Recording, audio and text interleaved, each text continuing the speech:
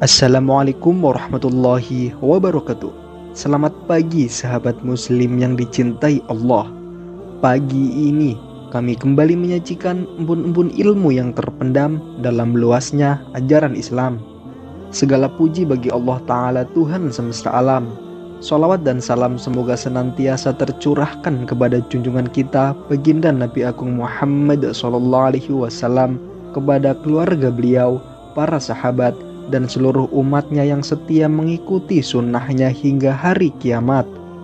Saudaraku yang dirahmati Allah, ada satu kepastian yang tidak bisa ditawar, tidak bisa ditunda, dan tidak bisa dihindari, yaitu kematian. Bukan soal kapan, tapi soal bagaimana kita menghadapinya. Allah Ta'ala berfirman, "Dan datanglah sakaratul maut dengan sebenar-benarnya. Itulah yang dahulu hendak kamu hindari." Al-Quran Surah Qaf ayat 19. Para ulama tafsir menjelaskan, sakaratul maut adalah rasa sakit yang paling dahsyat yang pernah dirasakan manusia.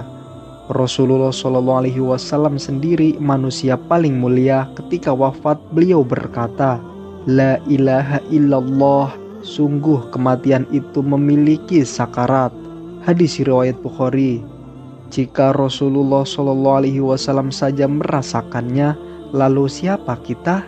Tentu pasti merasakan sakitnya sakaratul maut. Rasulullah SAW bersabda, "Sesungguhnya amal itu tergantung penutupnya." Hadis riwayat Bukhari. Inilah titik paling menakutkan dalam hidup manusia. Bukan seberapa banyak amal kita, tetapi bagaimana iman kita saat ditutup. Banyak orang hidup lama dalam ibadah, namun tergelincir di akhir hayatnya. Dan ada pula hidup penuh dosa, tapi jujur bertaubat sebelum wafat. Sahabat hijrah yang dimuliakan Allah, inilah rahasia yang jarang dibahas. Setan tidak menyerah sampai ruh keluar. Imam Ahmad rahimahullah menjelang wafatnya, beliau terus berkata, belum. Ketika ditanya, beliau menjawab, setan datang dan berkata, "Engkau selamat dariku wahai Ahmad." Lalu aku menjawab, "Belum, sampai roh ini benar-benar keluar." Saat sakaratul maut, setan akan menyerupai orang tua, menyerupai guru, bahkan menyamar membawa simbol agama palsu. Tujuannya cuma satu, yaitu mencabut iman di detik-detik terakhir. Rasulullah SAW bersabda, "Barang siapa akhir ucapannya la ilaha illallah, maka ia masuk surga." Hadis riwayat Abu Dawud, hadis sahih. Di antara tanda husnul khotimah, mudah mengucap kalimat tauhid, wafat dalam keadaan beramal soleh, hati tenang menghadapi kematian, dan cinta bertemu Allah. Justru sebaliknya, su'ul khotimah sering diawali dengan meremehkan dosa, menunda taubat, merasa aman dari murka Allah. Ada beberapa amalan untuk menjaga iman saat sakaratul maut. Para ulama menyebutkan, di antaranya menjaga tauhid murni, istiqomah meski sedikit, takut kepada Allah saat sendirian, banyak mengingat mati, dan berdoa agar diwafatkan dalam keadaan husnul khotimah. Nabi SAW berdoa, "Allahumma inni as'aluka husnul khotimah."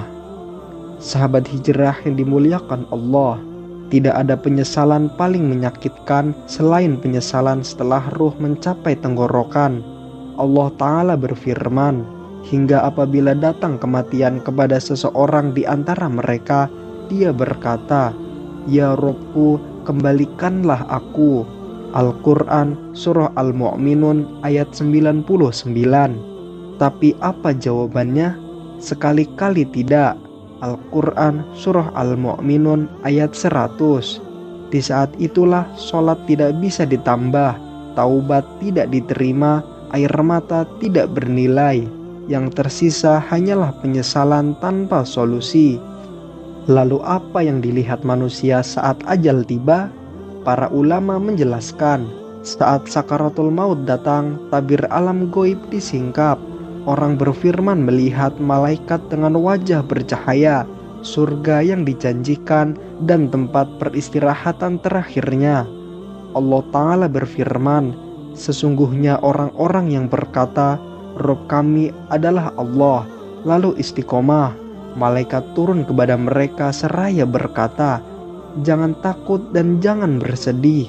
Al-Quran Surah Al-Fusilat ayat 30. Namun orang yang fasik melihat malaikat dengan wajah hitam, azab yang mendekat, dan neraka yang menunggu, dan disitulah teriakan batin tidak didengar oleh siapapun. Sahabat hijrah yang dimuliakan Allah, pernahkah engkau bertanya mengapa ada orang hidup lama sementara yang lain wafat muda? Allah menjawab, agar Allah menguji siapa di antara kalian yang paling baik amalnya. Al-Quran Surah Al-Mulk ayat 2. Umur panjang bukan tanda cinta, dan umur pendek bukan tanda murka. Yang menentukan hanyalah apa yang kita lakukan sebelum ajal datang. Para ulama berkata, barang siapa hidup dengan sesuatu, ia akan mati dengan itu. Lisan yang terbiasa dusta akan berat mengucap tauhid. Hati yang terbiasa maksiat akan gelap saat cahaya datang. Justru sebaliknya, yang terbiasa zikir, yang menjaga sholat, yang menundukkan pandangannya akan dimudahkan Allah di saat paling sulit, yaitu saat sakaratul maut. Tanda bahaya su'ul khotimah yang sering diremehkan orang, diantaranya meremehkan dosa kecil, menunda taubat dengan alasan nanti saja, merasa aman dari azab Allah, ibadah hanya saat butuh, dan cinta dunia berlebihan.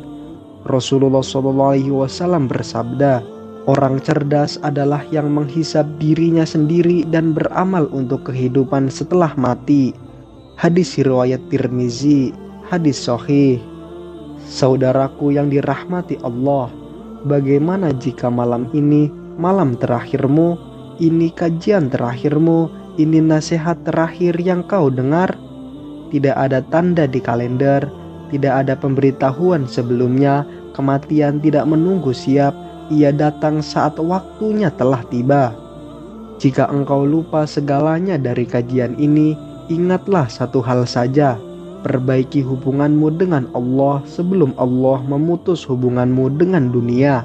Karena saat sakaratul maut tiba, yang menemani bukanlah harta, jabatan, dan nama besar, melainkan iman dan amalanmu. Saudaraku yang dimuliakan Allah, jika orang-orang biasa saja diuji saat wafat, maka para ulama pun tidak luput dari ujian terakhir.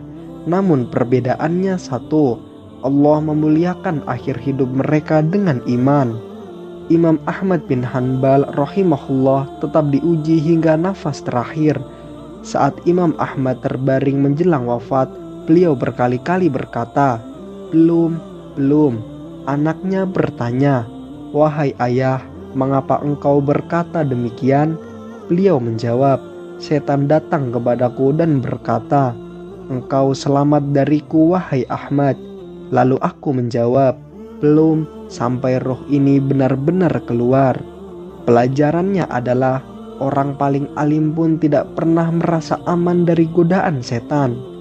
Kemudian Imam Syafi'i rahimahullah, beliau takut, berharap, dan berserah diri ketika ditanya tentang keadaannya menjelang wafat. Beliau berkata dengan suara lirih, aku meninggalkan dunia, berpisah dengan saudara-saudara, dan akan menghadap Robku. Aku tidak tahu apakah jiwaku akan menuju surga atau neraka. Pelajarannya adalah ilmu tinggi tidak membuat merasa aman, tetapi justru menambah rasa takut dan harap. Kemudian Imam Al-Bukhari rahimahullah, beliau wafat dalam keadaan dizolimi, namun bersih hati. Imam Al-Bukhari diusir dari negerinya. Malam sebelum wafat, beliau berdoa, ya Allah, bumimu terasa sempit bagiku, maka cabutlah ruhku, dan Allah mengabulkan doanya. Pelajaran yang bisa didapat dari kisah Imam Al-Bukhari adalah Hati yang bersih dan ikhlas menjadi bekal kuat saat ajal tiba. Kemudian Umar bin Abdul Aziz rahimahullah, seorang khalifah namun menangis seperti orang miskin. Saat sakaratul maut, beliau berkata, "Letakkan aku di tanah." Lalu beliau berdoa, "Ya Allah, Engkau perintahkan aku dan aku lalai. Engkau larang aku dan aku melanggar. Tiada daya dan upaya kecuali dengan pertolongan-Mu." Pelajarannya adalah kedudukan tidak menyelamatkan, kerendahan hati yang menyelamatkan. Kemudian kisah Fudail bin Iyad rahimahullah. Tangisan karena takut bertemu Allah, beliau menangis hebat menjelang wafat.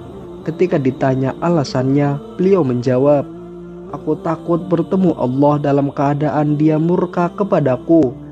Orang soleh takut karena mengenal Allah, bukan karena kurang ibadah.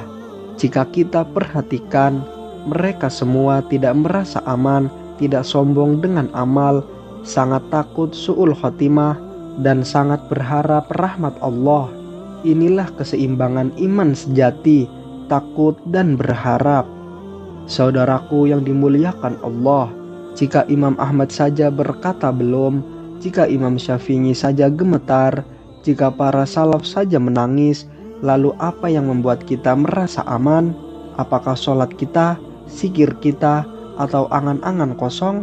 Keselamatan bukan karena banyaknya amal, tetapi karena rahmat Allah yang disertai keikhlasan. Sahabat hijrah yang dimuliakan Allah, kisah mereka bukan untuk dikagumi, tetapi untuk ditiru sebelum terlambat. Karena sakaratul maut tidak memilih orang bodoh atau alim. Ia datang sama, yang membedakan hanyalah bagaimana kita hidup sebelum ia datang. Saudaraku yang dirahmati Allah, kita tidak tahu malam ini, besok, atau beberapa menit lagi ajal akan datang. Apakah ini kajian biasa atau peringatan terakhir sebelum ajal kita? Jangan tunggu sakaratul maut untuk sadar, karena saat itu penyesalan sudah tidak berguna. Ya Allah, jika hari ini adalah hari terakhir hidup kami, wafatkanlah kami dengan iman. Jika masih Engkau panjangkan umur kami, jadikanlah setiap detiknya jalan taubat. Ya Allah, jangan Engkau cabut ruh kami kecuali dalam keadaan Engkau ridho kepada kami dan kami ridho kepadamu, dan ampunilah dosa-dosa kami. Amin, amin ya robbal alamin. Nah pemirsa, sampai di sini akhir perjumpaan kita hari ini. Terima kasih atas perhatian Anda. Akhir kata, wassalamualaikum warahmatullahi wabarakatuh.